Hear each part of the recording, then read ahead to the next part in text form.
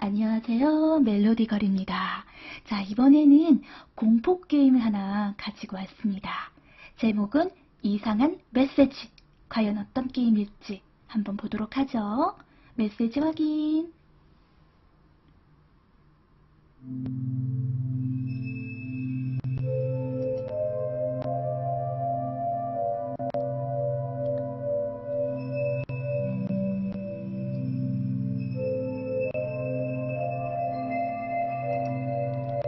이 게임은 일본 괴담 중 하나인 이상한 메시지를 토대로 만들었습니다. 이건 내가 작년에 실제로 경험했던 이야기다. 나는 직업상 메시지를 많이 사용했다. 그렇게 핸드폰을 어디든지 가지고 다녔다. 그런 탓인지 너무 오래 사용했던 걸까? 핸드폰의 상태가 이상해져서 대리점에 수리를 맡기기로 했다.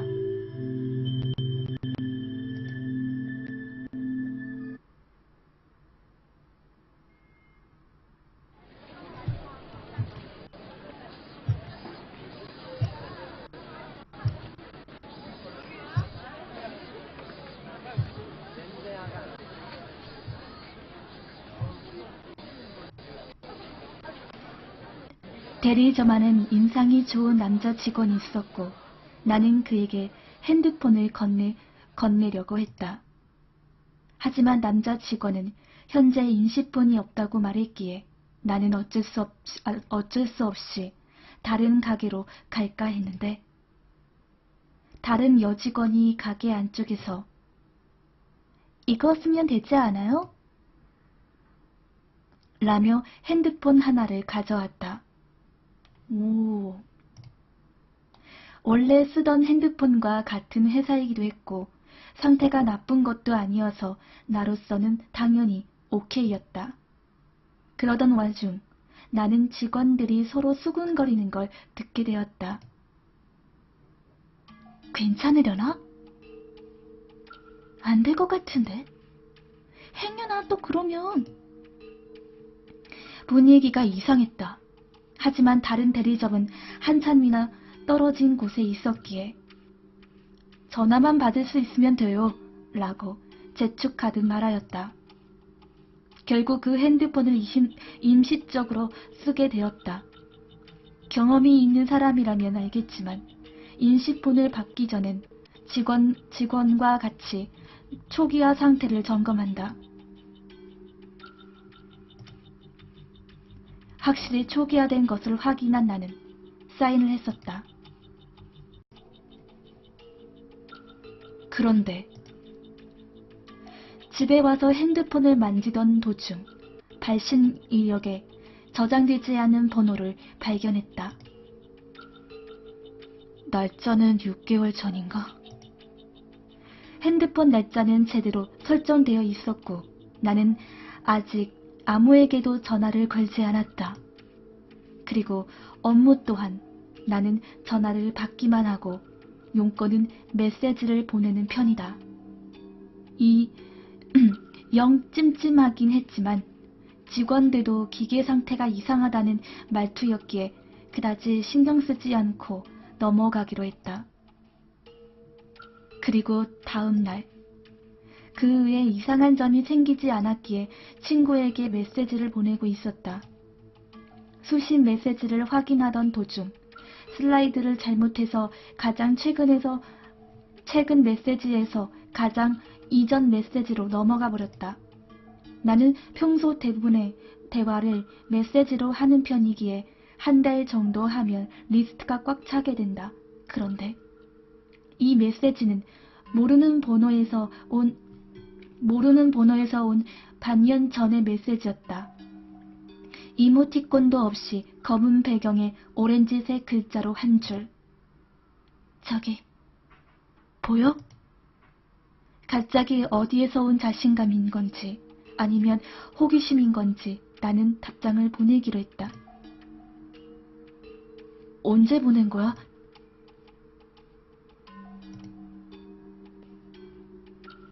아니라 다를까 보내자마자 에러 메시지가 되돌아왔다.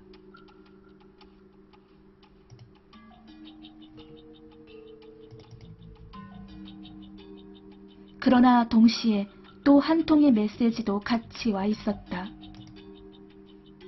검은 배경에 오렌지색 글자로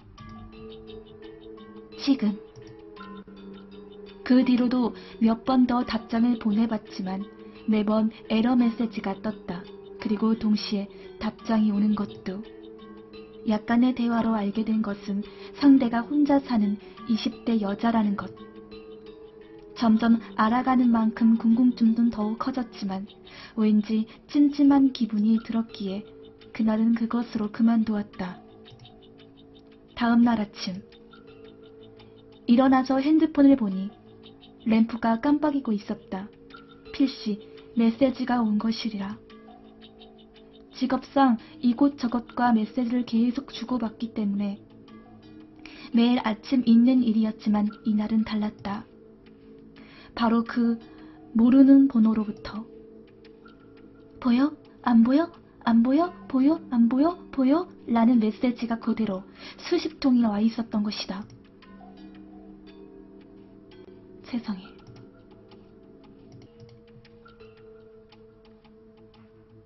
너무 소름이 끼쳐서 어제 받았던 모든 메시지를 삭제하고 그 번호를 수신 거부 처리한 뒤 회사에 갔다.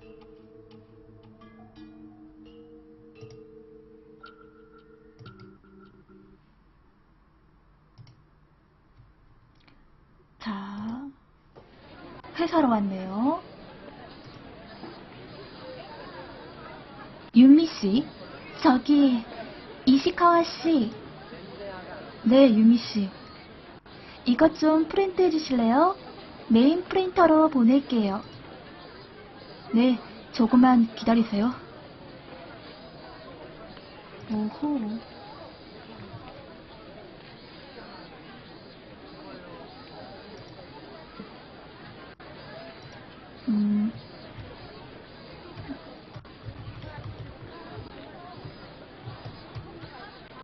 프린트? 아, 저기 반짝이는 거. 반짝반짝. 다음에 오호. 메시지가 온 것 같은데. 자, 다음 저쪽으로 내 자리로 갑시다.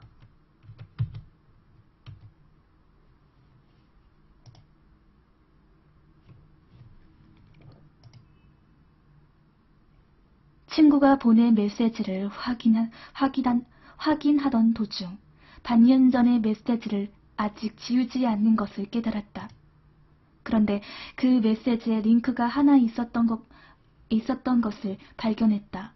영 꺼림칙하긴 했지만 열어보기로 했다. 링크를 누르자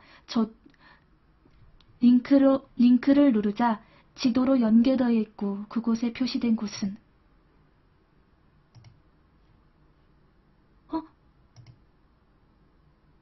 내 자취방이었다.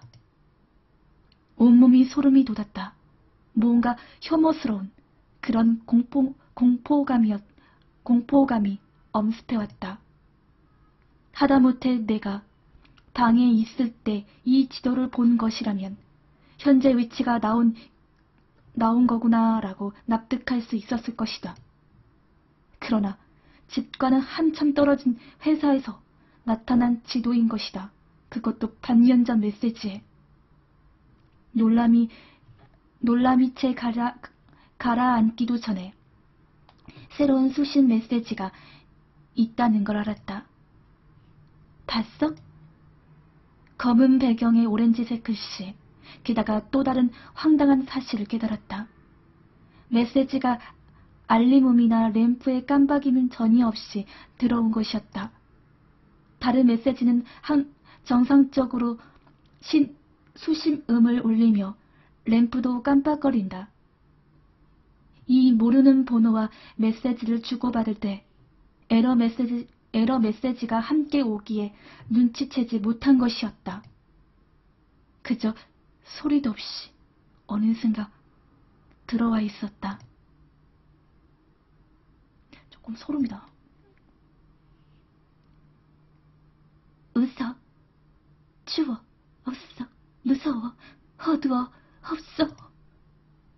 계속해서 날아오는 메시지. 수신 거부도 아무 소용이 없었다.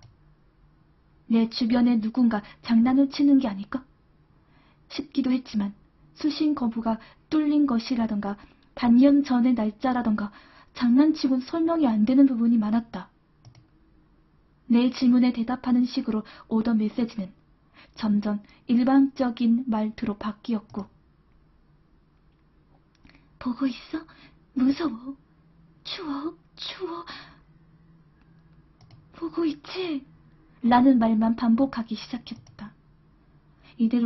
이대로는 도저히 안 되겠다 싶어 친구가 쓰지 않는 핸드폰을 빌리기로 하고 임시폰을 반납하기 위해 대리점으로 향했다. 와. 자, 우리 대리점으로 향해 가도록 하죠.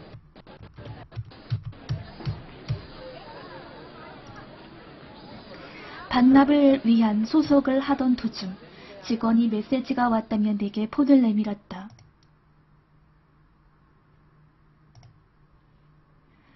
방금 도착한 듯 현재 시간이 표시되어 있는 그 메시지에는 혼자 두지 마. 와, 소름. 라는 한 줄만 적혀 있었다. 그리고 그곳엔 깜깜한 사진 한 장이 첨부되어 있었다. 우와.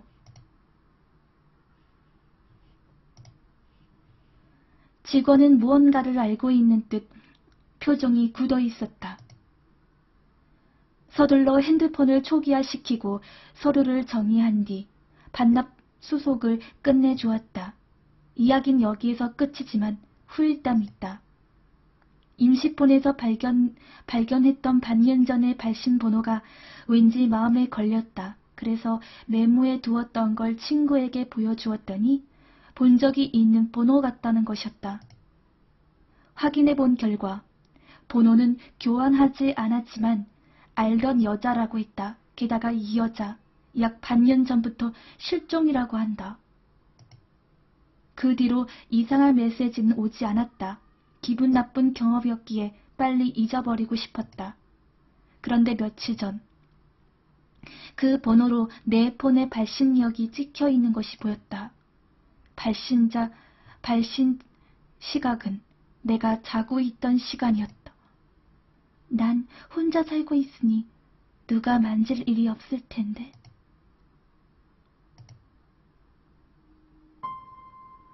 소름. 제작 이자여. 만들다 보니 완전 노벨 게임이 되었네요. 플레이해주셔서 감사합니다. 네, 저야말로 감사해요.